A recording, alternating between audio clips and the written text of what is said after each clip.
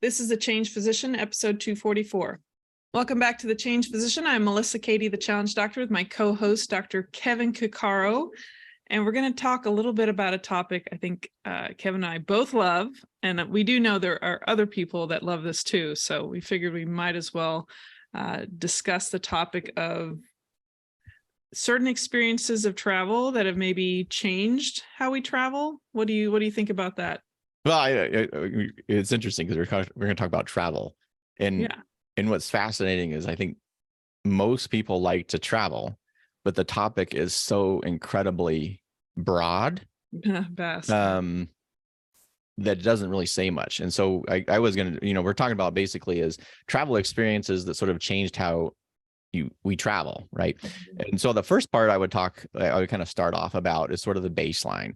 So, like for me, my travel experiences when I was growing up, and this kind of, my brain's going like 65 different directions at once, because I think as a nation we travel differently now, as compared to perhaps what our youth was, maybe. And maybe it's, I don't know. So I'd be interested in hear what people's travel experiences when they're young to now. But my travel experiences when I was young were pretend kind of more local travel kind of a thing. So we used to go into California. We did a lot of like 3-day weekend trips a lot. Rarely did we take an entire week off.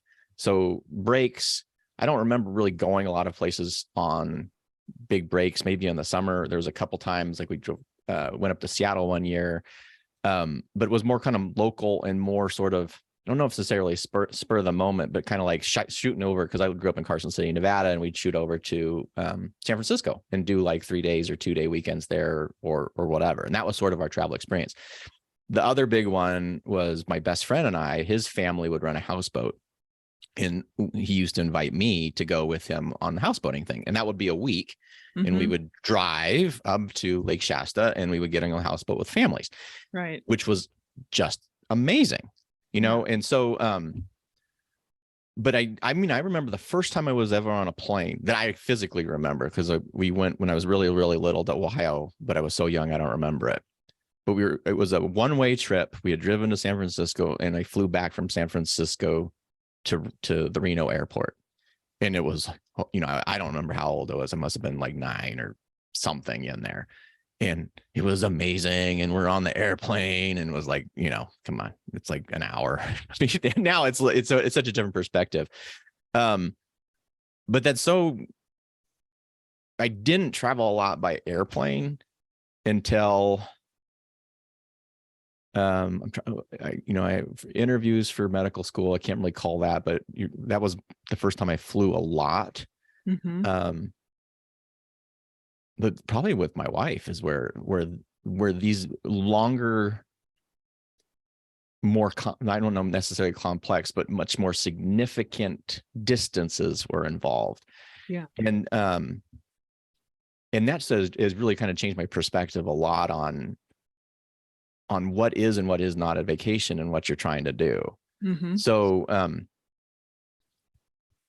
that's where I'm going to kind of start from. Is I went from these kind of small local where we're driving a lot of little weekend things, not necessarily long extended ones, to sort of moving now into in a long phase of like planning, like we're going to go here, and it becomes much more of a travel, although it's so elitist to say travel experience, but it's different than those kind of way that we grew up. Like, so how did you grow up, and what did you do when you traveled, or did you travel or what when you were young?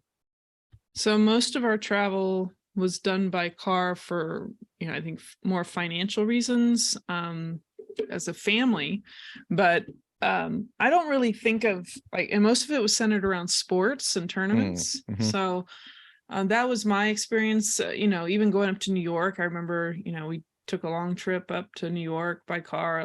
That was, I don't remember too many flights. But some tournaments required it, but mostly what I remember is car. But I would say most of my air travel was kind of when it came into play was in my training. I think the limitation in the US is that for most people employed, after college, before I went to medical school and all this, you're limited on the time off, which really restricts your the way that you view travel a lot of times. But where my expansion happened was in my training, my residency, where we received travel funds to go do continuing education. And boy, did I take advantage of that. So I would pinpoint a friend I would want to see. And then I would find out the conferences that are in that location. So I could get reimbursed and be able to afford the trip. And it would either be a weekend to a week. And so that was my target, was just trying to blend an, you know, a personal motivation of mine to see a friend and see a different city that I haven't seen, and blend it with something that was medical so that I could have a good excuse to go there. So I would say that would be my first opener into travel. Well, and that presents the it just kind of reminds me, because without a doubt, residency changed how we traveled, simply because of the logistics that were involved. Like, I walked into residency and someone said, schedule, and we talked about this somewhere, but schedule your vacation, because if it gets to the end of the year and there's no availability, you're going to lose it. And we got I think it was 4 weeks, which sounds like a lot, except when you're working like whatever ungodly amount that you're working. And since my wife and I were both residents, we were super conscientious about scheduling our time. So like when it came the first day of the academic year for residency, I had already pretty much said, you know, we're blocking out these dates, and we're going, or we're doing something. Because once you had those dates and you had planned, then we, you know, kind of figure out kind of what else is happening. But that's what I noticed with being very proactive about scheduling your vacation, is that you took them. And it sounds kind of stupid, but then when I was an attending and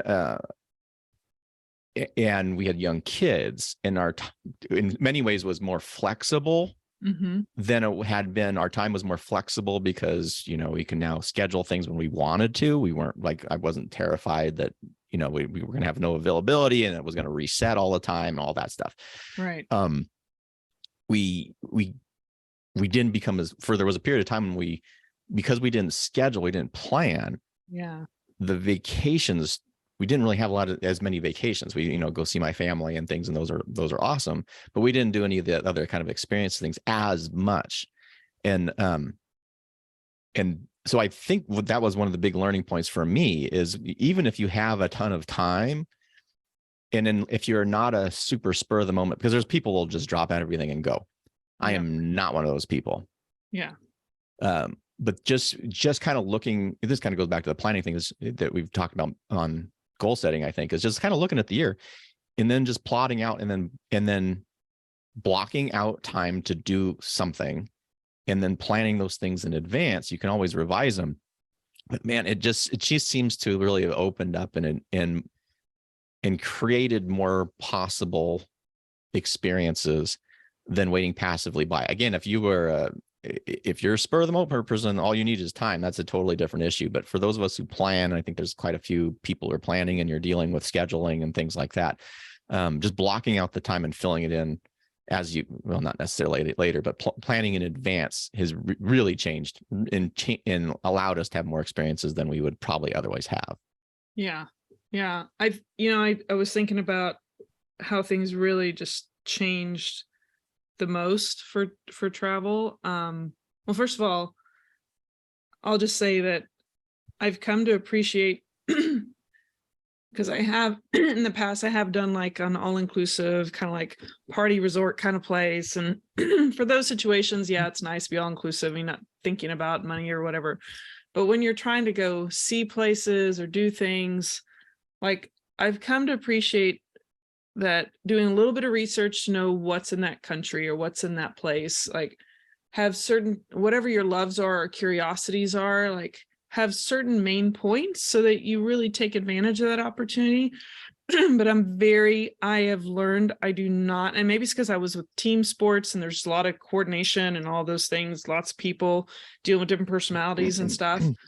I think of myself as not wanting to be the person with a very strict itinerary. It is so stressful. Like, I'm trying to get away from stress. Like, I want the freedom of, okay, on this day, we know we want to do this, but everything else around it, like use that as part of the excitement and the fun to discover and go with the flow and don't be so rigid. And like I have plenty of time in my job where I'm being serious or taking care of things, or just your normal day-to-day home stuff where you're just trying to be responsible adult in America. Like it's something that you want to really experience people, you want to experience things. And sometimes part of that is just experiencing what is interacting with you at the time, not ignoring and doing what you've been doing and honing in on this target in your work.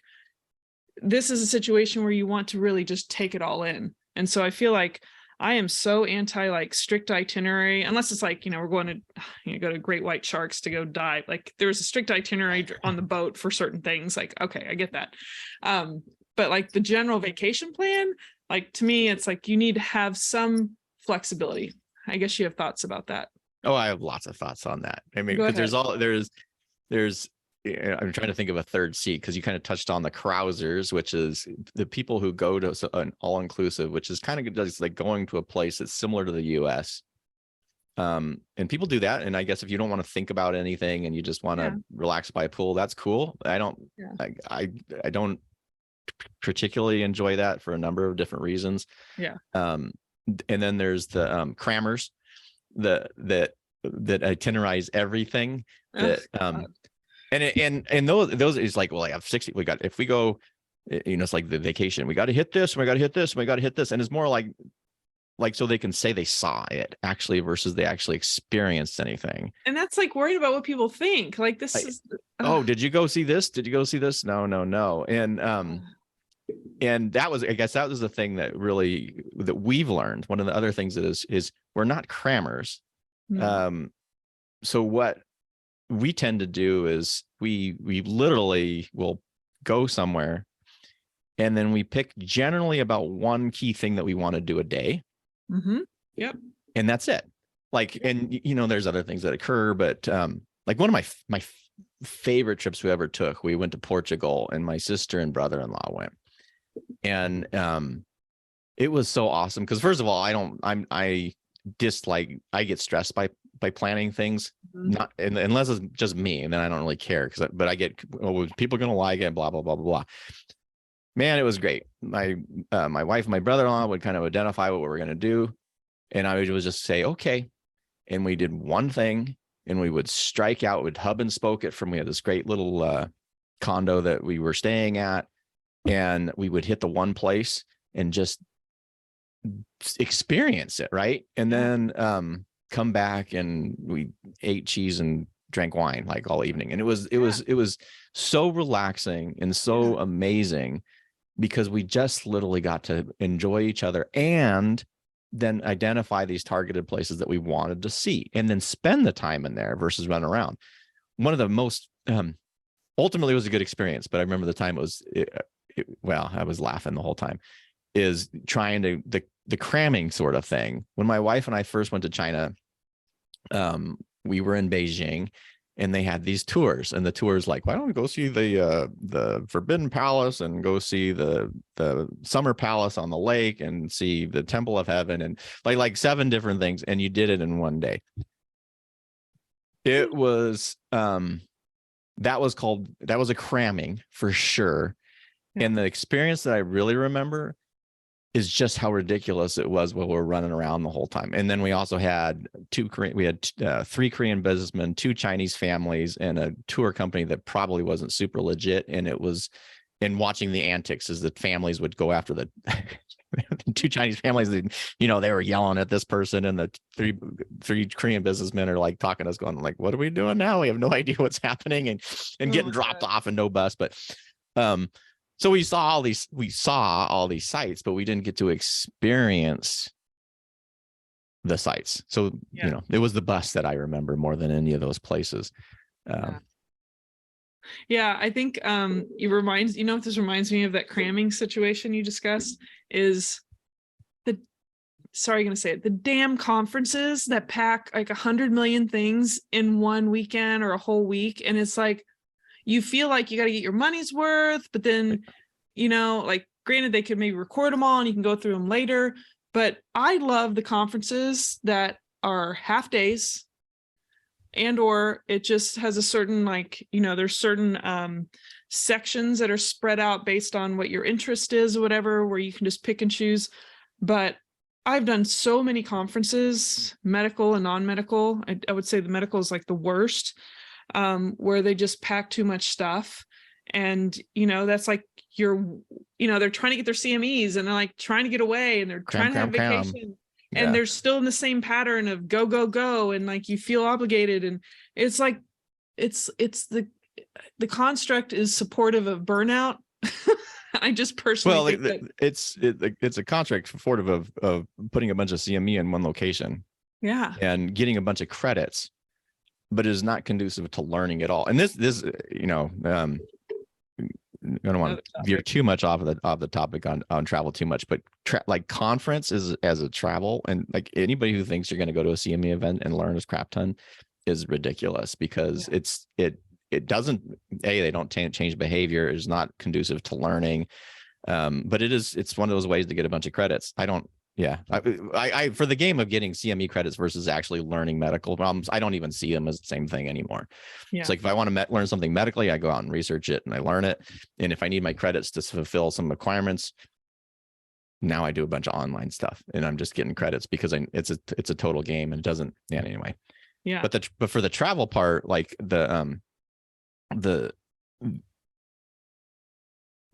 I guess what I would be most interested from is what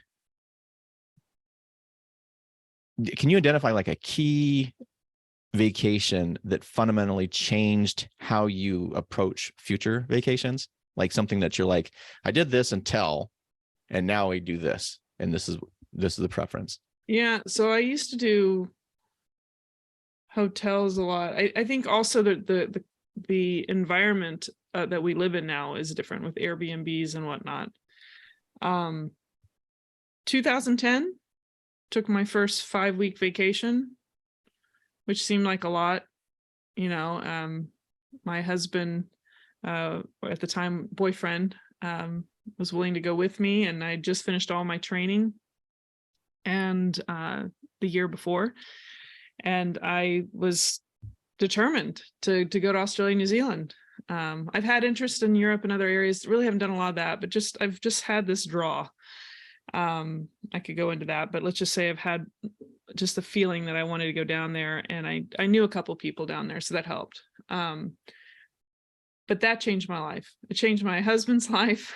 And if it tells you anything, we've been down to Australia and or New Zealand 2010, 2013, 2015, 2017, 18, 19, and 22. So it's like a second home for us. And so I think that initial travel and really not doing the week thing, not doing the 2-week thing, but literally allowing yourself to disconnect from your routine, disconnect yourself from everything that's well known to you, to really experience an adventure together, not just alone, but together, is incredibly bonding. And it really teaches you more about yourself and things you've taken for granted, makes you more worldly in general. And so I think it's changed us forever, because it's made us appreciate a lot of things. So I feel like we have a hard time going somewhere and just like going to a hotel and staying. I mean, unless it's like just for a quick thing, like an overnight stay or something to make the ends meet together. But we like staying in a place where we feel like one of the locals and really take it all in. And so even if it's just like, it's Airbnb through that kind of commercial thing, or we stay with friends of family of friends, and it's really joyful. And I don't see us ever wanting to change that. Like it's a big thing. What about you? Well, I think when we graduated from medical school, we rented a house in the Outer Banks with 2 other couples. Mm-hmm. And I'd done the houseboating thing, but that was the first time I ever did a house rental with anybody. And that was as similar as like, if you have a group of people, man, doing a house is like the way to go. Yeah. It's it's just awesome. You all get to hang out together. And I think my mom kind of continues this stuff because she rents a house every summer and we all meet up and hang out in the house. And it's just, you're just there. You know, you're with them. Now we may not be in another country when we're doing that, but you're still getting this kind of new location, and you're just enjoying each other, oftentimes doing nothing, if that makes any sense. Yeah. Being present. So and I guess that's a big part is being present. And yeah, I enjoy that kind of travel. You know, the other really thing that really shocked me was just being open to new experiences, particularly with. So we're kind of talking about some of the things we may be discussing may be rigid. Oh, I don't like this. I don't want to do all inclusive, blah, blah, blah, blah, blah. But the other thing that I've kind of learned over time is just literally be open to the idea of doing something new. And this came about when we were living in San Diego, and San Diego happens to be a cruise hub. Like there's a port there. I had never in my life wanted to be on a cruise ever. And you do the jokes, oh, the cruises, and all you do is eat and do nothing. And that's for the people who don't, you know, whatever. And cruises are dumb. And I said all that stuff. And my wife's like, you know, there's a port here. We should at least try it. And I was like, I don't want to do it. I don't know about this. I don't want to blah, blah, blah. And so finally I'm like, okay, we did it. And oh my God, we had like the best time. It was was crazy. Like, we had young kids at the time. It was like a 5-day, 6-day cruise or something. I can't remember exactly what. It happened to be during spring break. So the cruise line, which usually doesn't have a lot of kids, and wasn't one of those mega ships. I've never been on like the 5,000 people one. This had 800, maybe 1,500 people, and like half of them were kids. It was some crazy kid thing. And they had this kids club stuff.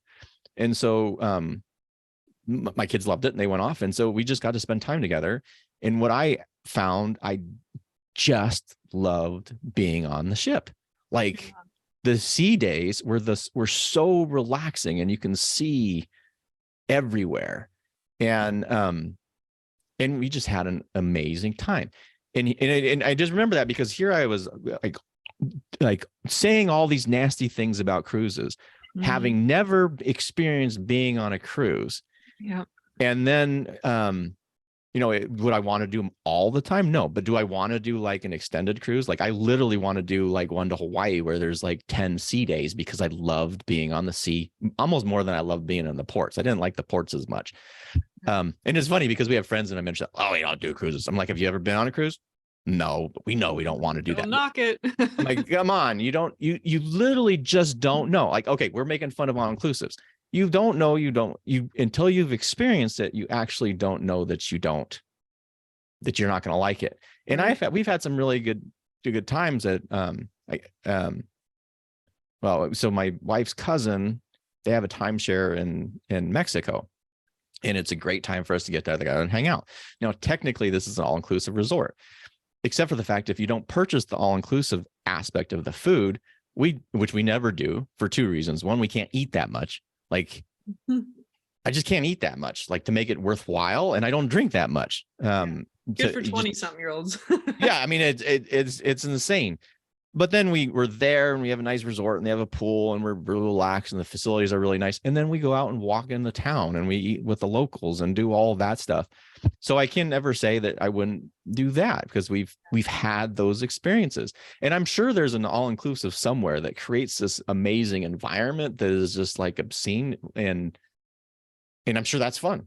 But I haven't done it. And so I'd be open to it. I just know what our regular preferences are. So I guess things that have changed me with travel is the ability to be open to new experiences, even ones that you think that you're not going to like. Now, granted, if you hate to swim and you're going to do shark cages, maybe that's not a good idea. That's probably not a good choice. You don't necessarily need to be open to that. But the biggest one is a cruise. If you've never been on a cruise, and you say you'll never do a cruise because you hate cruises, I'm going to say, go do a cruise. Go, because there's also a billion different types. There's small cruise, big cruises, large cruises, this cruise, there's river cruises, there's ones on catamarans, there's luxury cruises, there's not luxury cruises. It's sort of like saying, well, I hate I hate, I'm trying to think of something. Having a good time on a boat. I hate having, yeah, I don't like to have a vacation. What? Because there's so many variations of what a potential vacation can be. Yeah, it's interesting. Yeah, I've actually talked to my husband about maybe doing a river cruise on the Rhine River, and just exploring a little bit over there. But what made you agree to the cruise when you fought it with your wife? I didn't have a real good argument for why not, because like literally, like it's like I didn't want to do it, and I'm like, I'll say one of the other big concerns I had is I had a couple years before that is when I first moved to we moved to San Diego, and one of the guys in the anesthesia department at Medical Center San Diego at Balboa would organize this deep sea fishing trip. And so I'd been there for like a couple months. He's like, "Oh, you want to do this deep sea fishing trip? It's a whatever. It's a charity thing." I remember this. Yeah, dude, I got so seasick. It was horrible. Like I just puked the whole time and was lying on my back. And so one of my fears with the cruises, it was kind of fresh at that moment. It was like, I don't want to throw up. And it was weird because so I agreed, and I kind of we had to buy some clothes because you have to some nights dress up and blah, blah, blah. But I wasn't super enthusiastic, and I was afraid of a couple things. And then as we were leaving the harbor, I'll never forget this. I literally felt when we moved from the harbor to the open sea, it was like that. And my body knew, and I was like, ooh, but I didn't. And then I was fine the rest of the trip, and we had a little rough water at the end, but I was fine. So that wasn't a big deal to me. And then I just remember being super relaxing, because one of the things I don't like to do is have to think a lot. I love traveling and not having to make decisions. Yeah. Like if someone says, why don't we eat here? I'm like, okay, that sounds great. Do you want to do this? That sounds fun. So one day, here's another thing. People, I hate tours. I don't want to do tours. Have you ever done a tour? No. Well, how do you know? So like, I want to do a tour sometime, not a huge tour with 65 billion people, but a small kind of like focal tour where you have a cool guide and you go to different places and the itinerary set out, and there's plenty of time to enjoy the things, and I don't have to think about it anymore. Yeah. Because then you get the tour experience, you're with the group or whatever. And like when my grandparents passed, we have all these strong roots in Nevada, and my mom and my aunt and my uncle set up, well, really my mom, my aunt, but they created a bus trip through Nevada to all these places that were important to my grandparents throughout their lives. Wow. And we did it got on this big old tour bus and drove around. Now, granted, it was all my family, but it was so awesome.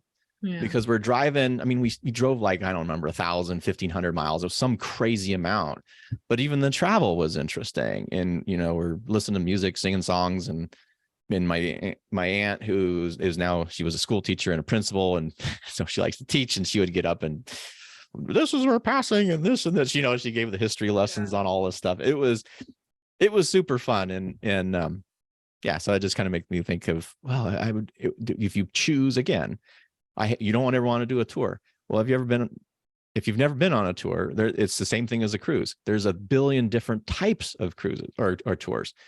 There's the one of them I've looking at walking tours, where you set up and they basically transport your stuff and you walk and hike through the hills and then until you get the next B&B.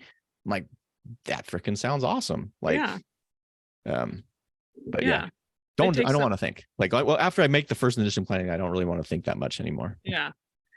There's a difference between an itinerary for your entire, like if you're going on an extended trip versus, it just depends what it is. Like there's a certain portion you don't want you just don't want it crammed. The have an itinerary. Yes. It's the cram, and not recognizing that this isn't just task list to check. This is, you want to immerse yourself within the itinerary, not be dictated on by the itinerary. So I'm going to contradict myself here about the cramming thing. There's one useful thing I think about some of those, not necessarily cramming or toury things. Because of logistics, like exposure. Mm. So when the first time we went to London, one of our friends who's British, and we're like, well, what do we do in London? He goes, it's going to sound kind of crazy, but what you should do is one of those double-decker bus tours. Yes. You just see it all and you figure out what you want. And he was like, what it'll do, it's going to acclimate you to the area and you're going to see where things are. Yes. And it was so true, because we got on this bus and we drove all over. Well, you're going to see this and the Tower of London and Big Ben and Parliament, like the vacation thing. And you're driving all over the place. But it totally let us, like, we had a B&B we were staying at, and then we could just navigate. We're like, oh yeah, I think we wanted to go over here.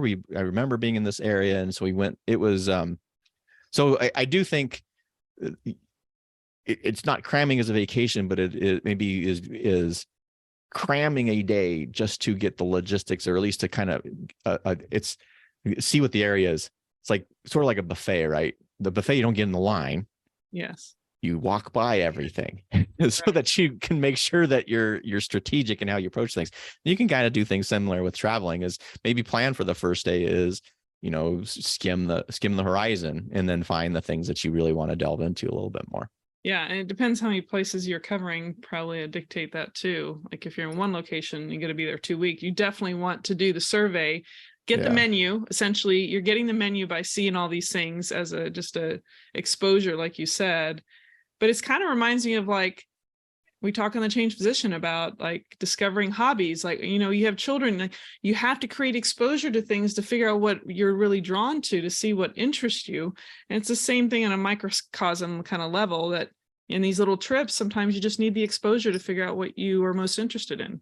And again, that openness, because I'm just thinking about all this stuff. Like, people say they hate cruises. You can't say that unless you've taken a cruise, and there's so many. Right. I know other people's, I don't ever go to the big city to vacation. Well, I grew up and I never really went to a big city other than San Francisco for a couple nights. And I would never have really thought about going to a city for destination. But I grew up in a smaller town, and like, we've been to London twice now. I love London. We spent 5 days in London. Yeah. Twice.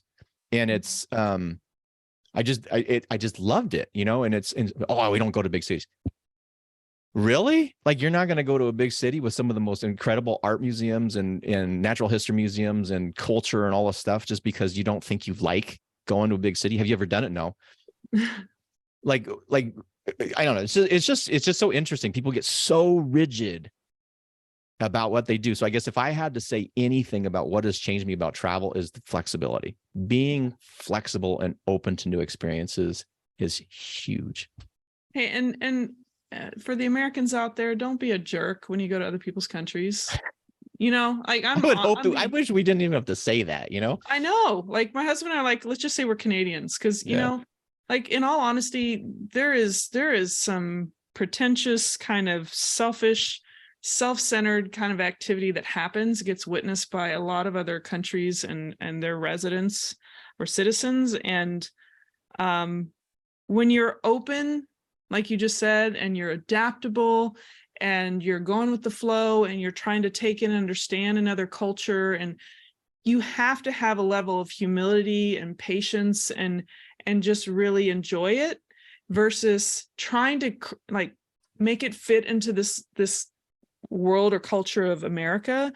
I mean, there's already enough influences from our country. Sometimes, like, you hear music from America that's in other countries, but that's one of the last things I want to say. It really makes you just second guess your knee-jerk reactions and expectations of that are related to impatience and being spoiled, and it just makes you, I think, be a little more present and really get more out of your vacations or your time away or your travel. So I feel like I'm a pretty adaptable person, but I think through my travel, I've witnessed other people that have been just completely unreasonable, and just don't be that person. But I think it's changed me, just realizing how different cultures can be, and to respect other people. I mean, we should be doing that anyway, but that was the last thing I wanted to add.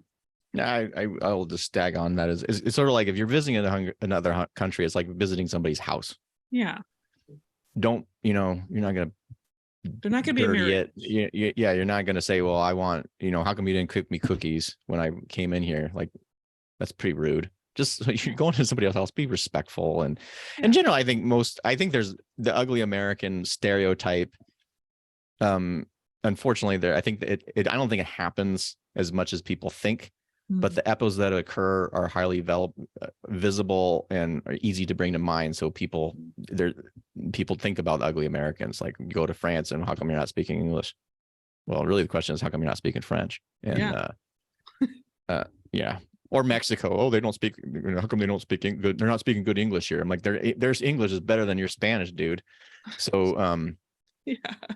I'm like, I get so embarrassed. The other thing is like everybody, I get the feeling like everybody in the world speaks better, like more languages and better than we do. And it's so embarrassing to me.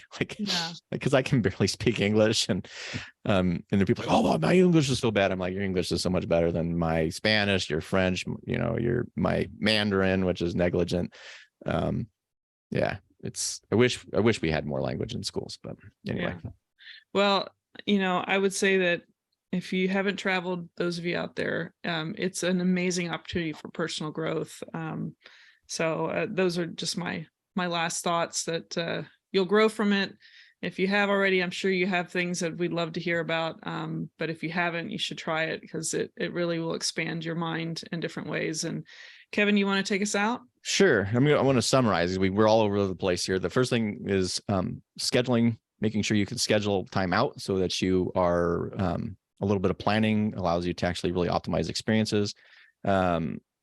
The cramming, which we've talked about back and forth, go to a place to experience. Don't go to a place just so you can post it to your Instagram account.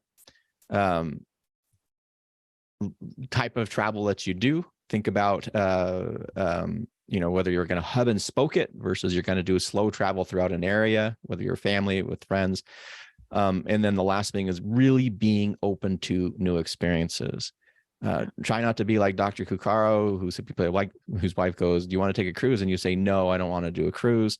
Really think if you've never done it and you've never experienced it, at least be open to it. Again, if you hate water and you're scared of water, then probably don't do a cruise, but maybe you can do a river cruise. But that openness is, those are the biggest thing, is being open and doing things that you didn't think you were going to like. And all of a sudden, holy moly, it can be changing. Be open to new experiences. Agreed. Awesome. Well, make sure you go to thechangephysician.com if you haven't joined our community, whether you're a physician or physician ally, and we'll see you on the next episode. Stay well, folks.